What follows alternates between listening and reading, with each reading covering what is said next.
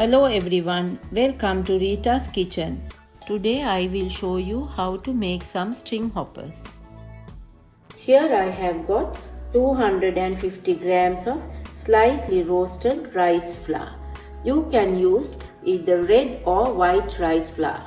Some warm water, some oil, one bun made out of cloth, a pinch of salt, a string hopper press, some string hopper mats which are made out of local cake.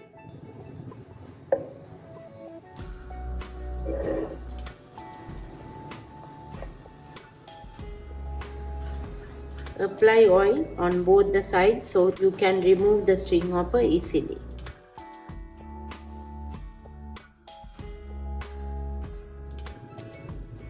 A pinch of salt.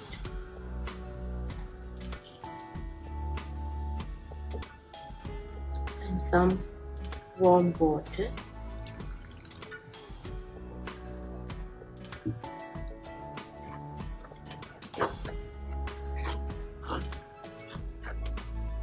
Mix it well.